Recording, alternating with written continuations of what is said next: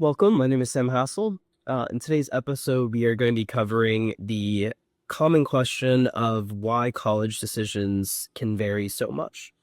So, e- for anybody who's sort of been, paying attention, I would say particularly to college outcomes, in the past, particularly several years, certainly within the past decade, maybe even more, this is something that I think would be a quite significant change from when many parents were applying to college several decades ago at this point. There tends to be a lot of seeming unpredictability or variance to college outcomes. And there are definitely a lot of people who are still unaware about this um, rather significant degree of unpredictability and variance in students' college decisions.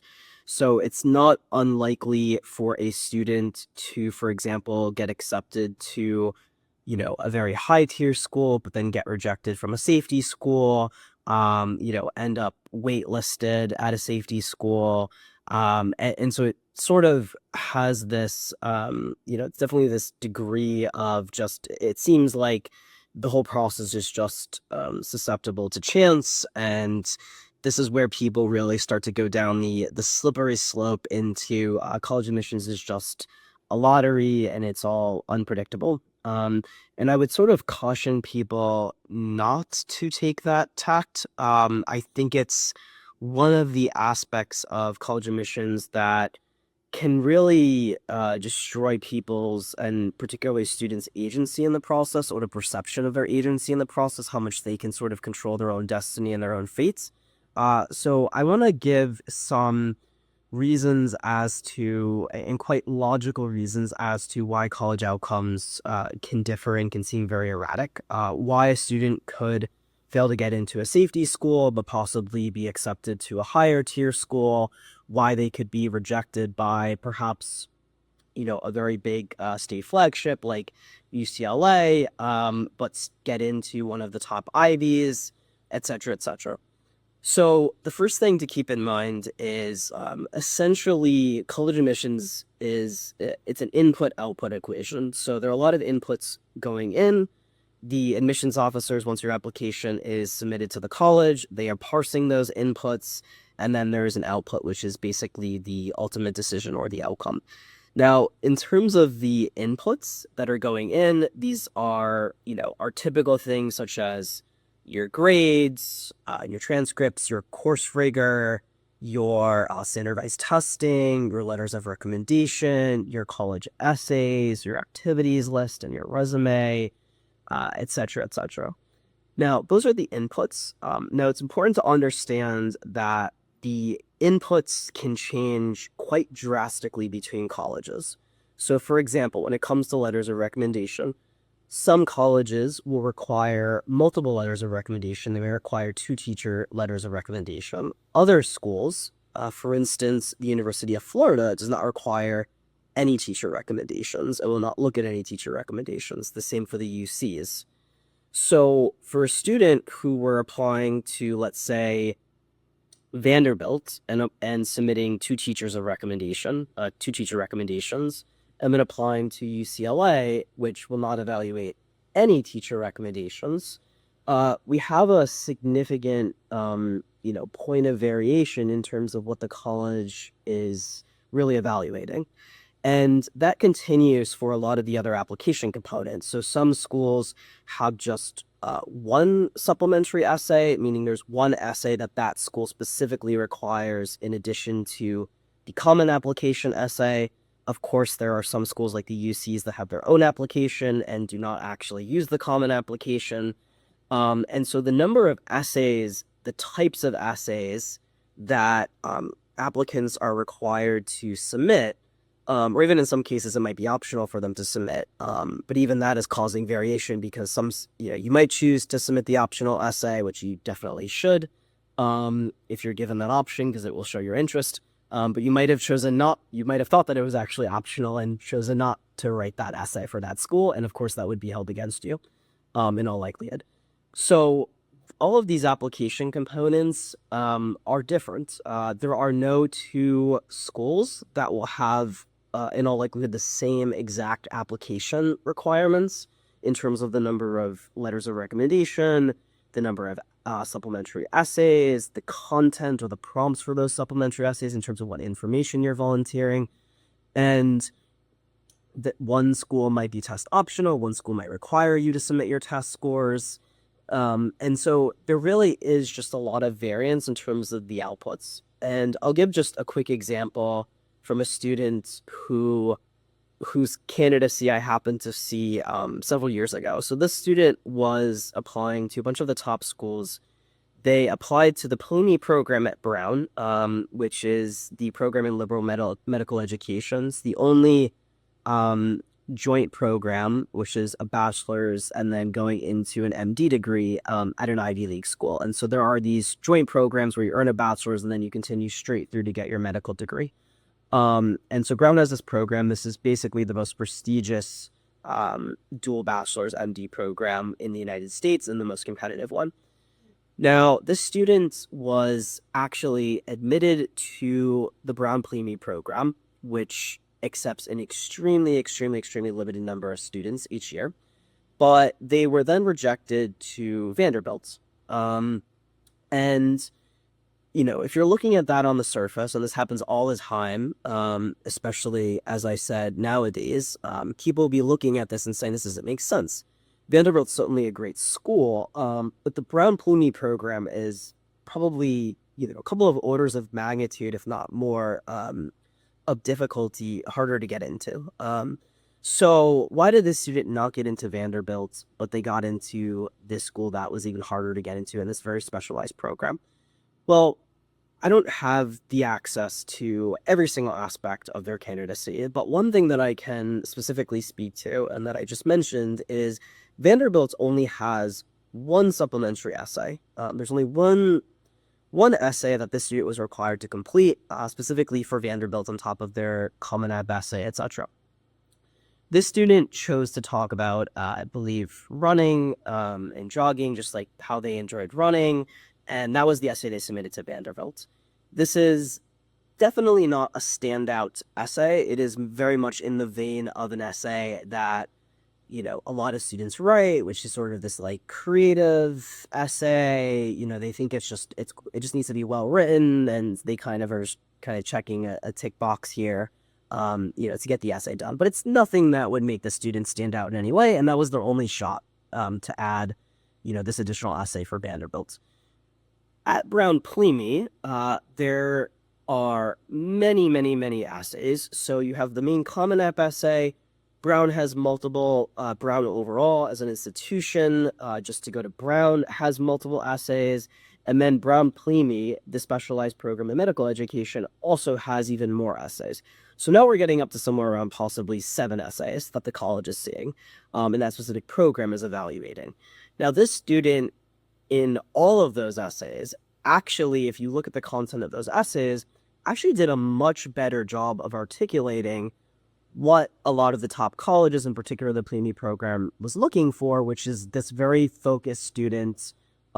He spoke about very particularly how his medical interests came to manifest, and he had a very fascinating narrative that was expounded and really reinforced throughout these additional components in this application that the Brown PLME application afforded him, whereas the Vanderbilt application did not afford him. And so that is just one very small example of how between, you know, this is the same students, they are applying to 2 different schools, and those different schools have different application components. So if the student, you know, just happened not with the prompts that they were given or the space that they were afforded to really capitalize or signal the aspects that were the most compelling about them in one application, but they did so in another application because maybe they just got the right prompt, which sort of just stimulated and poked and prodded at, you know, the thing that was going to be the most compelling about the student's candidacy. They had more space because of the number of essays. That can really alter the trajectory of the student's outcome between those 2 institutions, because those admissions committees are fundamentally reviewing different information, even though it is the same exact applicant. And as I mentioned before, this can really be carried out for all the different components, right? This could be teacher letters of recommendation. If you have two stellar teacher letters of recommendation, that, I mean, where they're saying, this is the best student that I've taught in 15 years, makes other students better, that compared to those teachers' letters not being seen at all, if you're applying to UCLA or UC Berkeley, that's a significant delta in terms of, positives for your candidacy. And another factor that I want to talk about, and there are a couple of other factors that sort of really speak to the game of college admissions. And there's a reason why this podcast is called The Game, because a lot of this, quite frankly, is a game. There are institutional priorities, incentives. There are things the college are trying to optimize for that are not always in the applicant's. They're not the same priorities that the applicant is trying to optimize for. Colleges are a business. They have an image that they want to protect. They have things they need to control, like how many students are actually coming to their school out of this number of students that they accept so they can fill their freshman class. And schools like to really, put a lot of value in the number of offers they're extending versus the number of students who are actually enrolling. So there are these other institutional, sort of gamesmanship factors, and these weren't really the case as much if you were applying to college several decades ago, and so it was much more predictable. It was much more linear. This notion of having a safety, a target, a reach, that made a lot more sense, and your decisions tend to be quite linear. You would expect you would get into the safeties, probably would get into your targets, or that would be a little bit more middling. And then your reaches, maybe you clipped one of them or two of them, but, as expected, the probabilities weren't quite there. And so it really made a lot of sense. Now, what's happened over time is we have the common application. We have a lot of schools that use the common application. It's never been easier to submit a ton of applications to all of these colleges. You're not licking a stamp and walking to the post office, and that school has a very different application from another school's application. So all of these schools have made it much easier for students to simply hit a submit button, and in a lot of cases reuse the same application materials. They can apply digitally, and they're really there's also been students who also just apply to a lot more schools as things have sort of gotten more competitive. Students apply to more and more schools because they're worried that they're not going to get in. And all this competition, you have more test prep, scores have elevated over time. The number of perfect test scores, in 2003, it was maybe a few hundred if you're talking about the ACT. If you're talking about 2024, you have several thousand students getting perfect scores. So all this competition has driven students to apply to more and more colleges, more and more applications per applicant. It's never been easier. And schools really, at some point, needed to protect their own interest and say, is this student actually coming to my college, or are they just putting in an application and sort of playing the game, right? And a student can only go to one college, but they may be applying to 20 or even more. So some of these other institutional variables that start to come into play with this massive influx of applications and this gamesmanship as to whether a student's actually going to come and enroll or not. One of them has been decision plans. So a lot of people know that you can apply to college rego decision, and then there are these early plans, early action, early decision. If you're applying early decision, you are submitting a binding commitment to go to that college if you are accepted. That is one of the ways that a college can protect its yield, because they know, right? And yield is the percentage of students who actually choose to enroll from those who are accepted. If you apply early decision, and there's a couple of exceptions, but generally speaking, if you apply early decision and you are accepted, the yield is 100%. You have to go to the school. You're put in a binding commitment. If you're comparing a student who did early decision, at a school, of course, their odds are going to be a lot better because the colleges confer a significant advantage to those applicants. So you can't compare an early decision outcome to a student who maybe also got an early action outcome, because they're much different odds, and there's a significant advantage given to students who apply early decision. You can apply a rego decision outcome to an early action outcome, because schools will still generally prioritize and give an advantage to students who applied earlier than those who applied in the regular decision rounds. Certainly the biggest differential is always going to be the ED, or if there's some sort of restriction that really signals that this is your top choice, that will always confer the applicant the biggest advantage, and that could be a significant multiple on their odds of admission. It could be 2x, it could be 3x, it could be 4x. If you are applying to Duke, you might have a 13% chance of getting an early decision. It was this past year. If you're in the regular decision round, it might be 3% or 4%, right?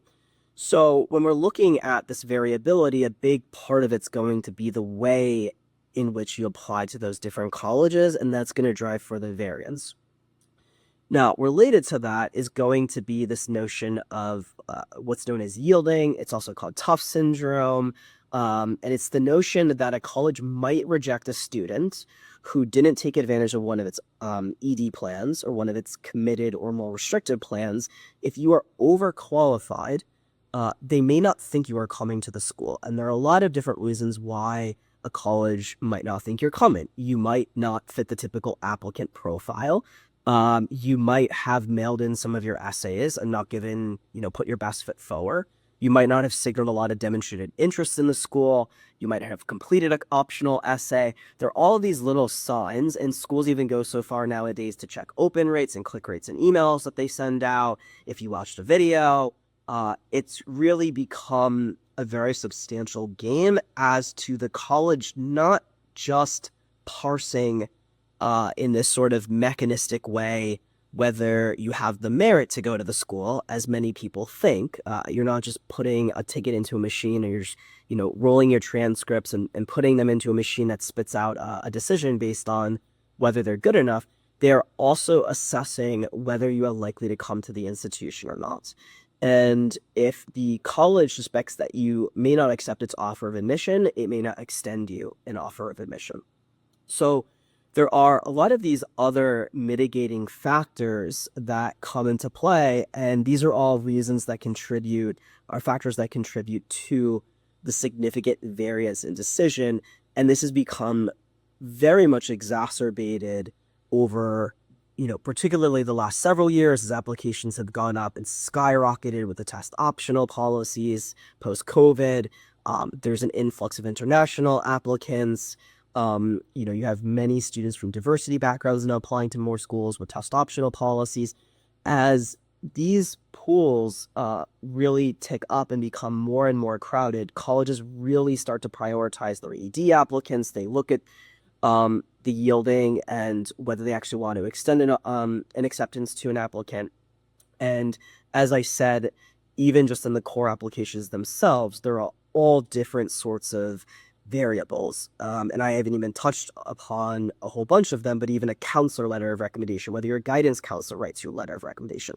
And it could be that your guidance counselor you don't have a great relationship with, and that letter will be required by a lot of smaller schools, particularly Ivies, top private schools. That letter will often not be required by most larger schools, or sort of some of the, quote unquote, lower tier schools. But let's just say that you possibly had a not so great, not so stellar counselor letter of recommendation. It could actually be to your advantage that a school does not look at that letter of recommendation, and so it can kind of swing both ways. There are also schools that will not evaluate ninth grade. They have flat grading systems, which means an A- becomes an A B+ becomes a B, because they round accordingly. So there are all of these different things. There are also different institutional priorities and different institutional needs. Once we get quite typically into the regular decision rounds, so early decision rounds tend to be the most motivated students, the most motivated to apply to that school, I should say, and most interested in going to that school because, of course, they're putting in a binding commitment. A lot of schools are not really, because those pools tend to be quite small at a lot of the top private colleges. A Duke that might be 3,500 students, whereas in the regular decision round, you might have 45,000 or 50,000. That's quite typical. When they're looking at ED applicants in that first round, they're not parsing as much the composition of the class or sort of the class shaping, the institutional priorities, not nearly as much as once they get to the regular decision round. Now, once all of the applications are in and they really have a chance to assess all the students who are accepted early decision, now they're seeing all of the regular decision applications. Now they have to really start asking themselves, what does this class look like? What is this incoming class? How diverse is it? What's the socioeconomic composition? What's the geographic composition? Do we have a student from every single state in the United States? What's the international pool look like? How many students do we have majoring in this? How many students do we have majoring in that? Do we have all of our editors at the newspaper? Do we have our crew team? Do we have our basketball team taken care of? Now, once they get later in the round, they really have all of the data.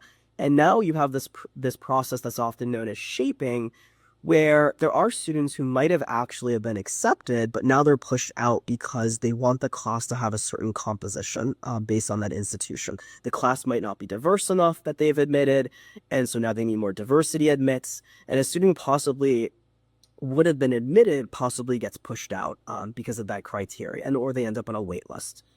And it's just really important that applicants understand a lot of these things. A lot of these things can be in your control. So when we talk about essays, having a very proactive mindset and saying, well, this school does not afford me as many opportunities to write essays, or the components look different in this application, but I'm going to make sure I get across the same information as from another application with different components. I'm going to make sure I find a way to fit it into this application so that I can smooth out the variance, right? And I'm going, even if you can't possibly control it, because you can't do early decision to every institution. So that school cannot be your top choice in a very meaningful way. And the school can't see that past 2 schools because you can only do early decision to 2 colleges. But you can be aware that we really need to emphasize and really calibrate towards those ED picks, and that those are very important because we need to understand that at the schools that you're applying regular decision or even early action, where you're not putting in a binding commitment, you will be lower priority to the school, especially if the school has early decision and extends it and other students take advantage of it. And even more so if the school has 2 rounds of early decision, because you would have been given 2 chances to put in a binding commitment and you didn't take advantage of either. So you need to understand that those ED choices are very important to nail those ED choices, because if you get past the early decision rounds, now you're in this massive, massive, massive pool of applicants who are going to be institutionally deprioritized if they did not apply early decision. And you're going to be much more subject to institutional variables, priorities, needs, class shaping, etc. So there's sort of things that you can do to control this variance, right? Seeing what the different components are for different applications and moving your content around accordingly, making sure you're doing those optional essays and not mailing them in, make sure you're not spreading your attention too thin. Then there are things you just need to be aware of where just you possibly can't change. You need to understand you're going to be lower priority for those schools because you're in lower priority rounds, and you really want to make sure you ideally get accepted in to the ED choices. And then there are just going to be some things that, of course, are not in your control. If the composition of the applicant pool is one way or this way, or if a school, really on the margins is looking for this type of student or has this institutional priority. Now, one thing that we do with our students and we really look out for a lot is we have a very good finger on the pulse of particular institutional priorities and institutional needs. A school might be launching for the first time a business undergraduate business program, whereas they've not had one in the past. There might be a new women leadership in business program that's coming into play. There might be a new data science program. And those are the sorts of things that are actually controllable institutional priorities, because if you're a student and you might have one of those areas or one of those niches, you might be close enough that you could position yourself in that way that could actually be controllable. However, if they're looking for a tuba player or they're looking for a shooting guard on the basketball team, that's much harder to control, right? So I would say to not lose hope, and I would say not to fall into this slippery slope of sort of admissions nihilism of it's all just fate, it's all chance, we don't know what they're looking for, it's just a lottery. That's really, really not true. Of course, there is some level at which you need to understand that there will be some variance that's driven at an institutional level, and that you really can't actually control. But there is a lot that you can do, and even beyond whether you can take an action to control the variance or not. For instance, by doing early decision, making sure that you hit on those early decision choices, so you don't end up in these very large, more unpredictable pools. You can at least be aware of which schools will be more likely to deprioritize you, more likely to yield you as being more overqualified. And so that's one of the things that we do with our students. That's the reason why we have a very precise process, and we're very good at predicting where a student will get into, and particularly calibrating those early decision picks and those early picks, and making sure that we don't miss on them. Because once you start going even further and further into the application rounds, as I said, the variance starts upticking even more and even more. So that is today's episode on why decision variance occurs and why the outcomes nowadays can be much more variable. Thank you for listening.